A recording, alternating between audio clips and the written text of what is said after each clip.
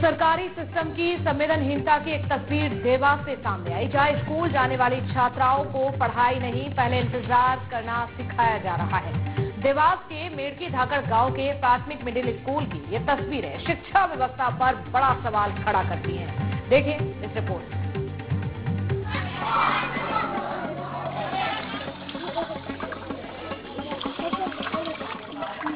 ये लाइन किसी railway station की नहीं है, ये कतार किसी बैंक या राशन दुकान की भी नहीं।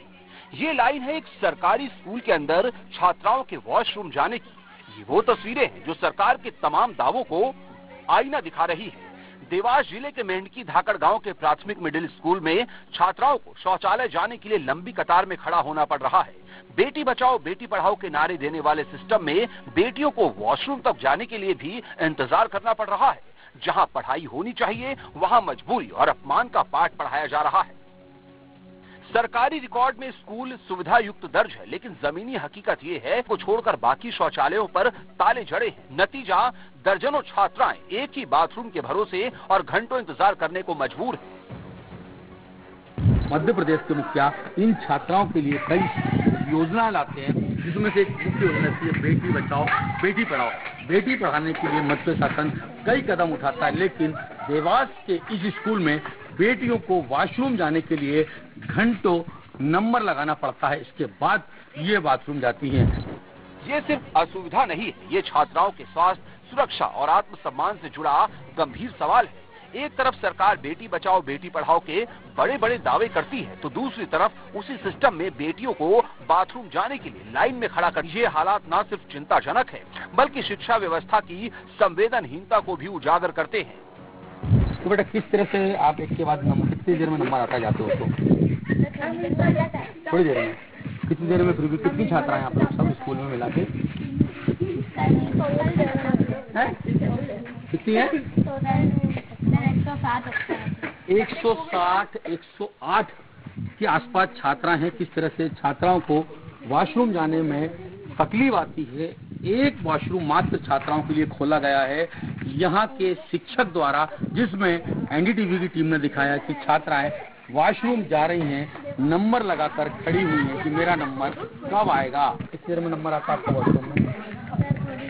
किस देर खड़ा रहना पड़ता है आपको? 2-3 4 आपको किधर खड़ा पड़ता है?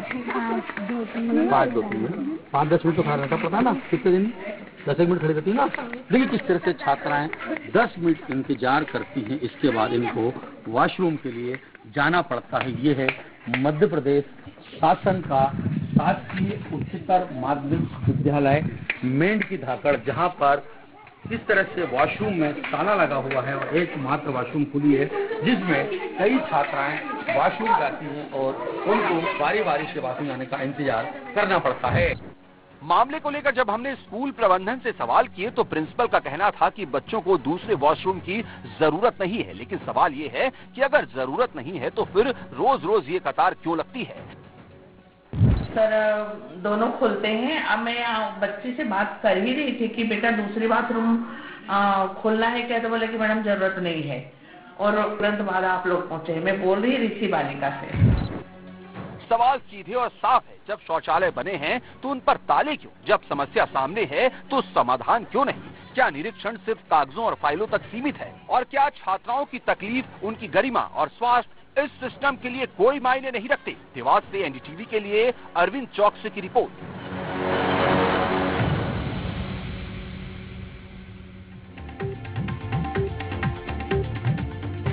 तो देखिए, देवास से महज 7 किलोमीटर दूर राजपुरा गांव में नलों में पानी ही नहीं है, लेकिन बच्चों के हाथों में पानी के डिब्बे यहां पर जरूर हैं। हर घर जल योजना के दावे यहां कागजों में ही सिमटे हैं। देखिए पूरी खबर इस रिपोर्ट में।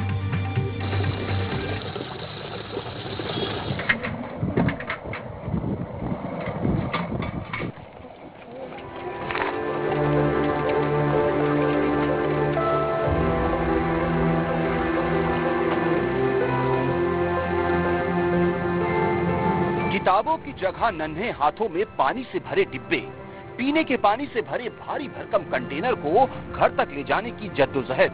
ये तस्वीरें किसी दूर दराज कटे हुए इलाके की नहीं है, ये तस्वीरें हैं देवास जिला मुख्यालय से महज 7 किलोमीटर दूर बसे राजपुरा गांव की, जहां बच्चों के हाथों में किताबों की जगह पानी के डिब्बे हैं और महिलाओं के सिर पर रोजमर्रा की जिम्मेदारियों से ज्यादा पानी का संघर्ष लदा हुआ है। सरकार ने घर घर नल कनेक्शन तो दे दिए, लेकिन नलों में पानी आज तक नहीं पहुंचा।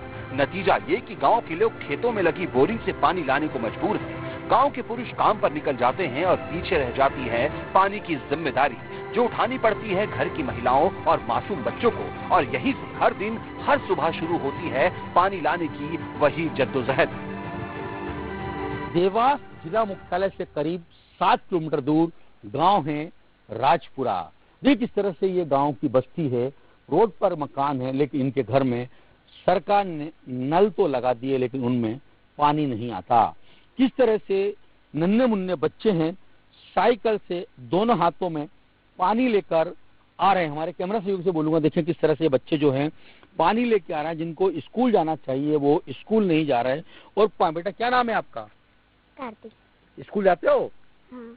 अच्छा, अभी क्या कर रहे थे आप? पानी भरना। कहाँ से लेके आते हो पानी?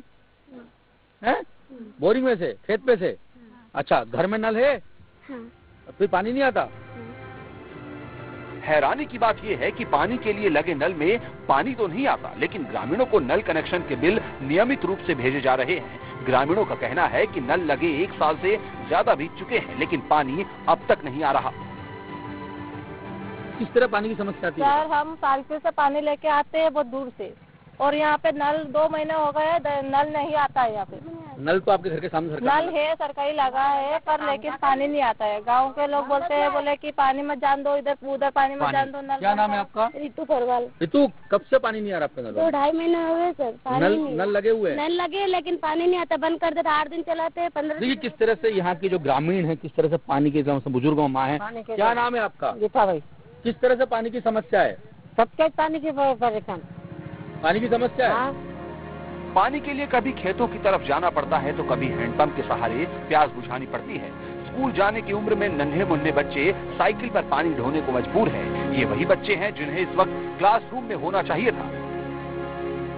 शासन की हर घर जल और घर घर जल योजना राजपुरा गांव में सिर्फ बोर्ड और फाइलों तक सीमित नजर आ रही है। जमीनी हकीकत ये है कि न पानी है न राहत। महिलाएं घर का काम छोड़कर पानी की तलाश में निकलती हैं। दिन का बड़ा हिस्सा बस पानी जुटाने में निकल जाता है।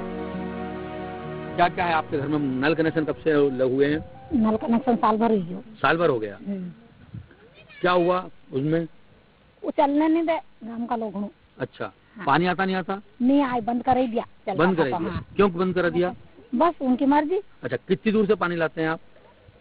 करीब 1 किलोमीटर। हाँ, 1 किलोमीटर से लावा है ना? हाँ। क्या शुभ नाम भैया आपका? सोहन पौरवा। सोहन भाई, किस तरह से नल की समस्या है आपके यहाँ? बहुत ज्यादा आफत आ रही है, पानी की बहुत ज्यादा समस्या है। प्रशासन ने कई बार आश्वासन दिए, लेकिन हालात जैसे कि तैसे बने हुए हैं। सवाल साफ है, जब नल में पानी नहीं तो बिल किस बात का? क्या हर घर जल सिर्फ कागजों की योजना है? और क्या 7 किलोमीटर दूर बसे गांव की ये तकलीफ प्रशासन को दिखाई नहीं देती? राजपुरा गांव की ये तस्वीरें सरकार और प्रशासन से जवाब मांग रही हैं।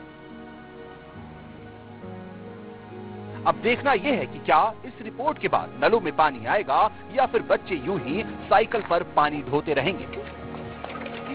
घर का काम छोड़कर पानी के लिए जा रही हैं। देखिए किस तरह से साइकिल से 10 कैन पानी लेके आ रहे हैं, लेकिन ये प्रशासन को आखिर इनकी प्यास कब बुझाएंगे? कब इनके घर में जो नल लगे हैं उनमें जल आएगा? मेरे कैमरा सहयोगी हर्षल के साथ एनडीटीवी से अरविंद चौक से देवास।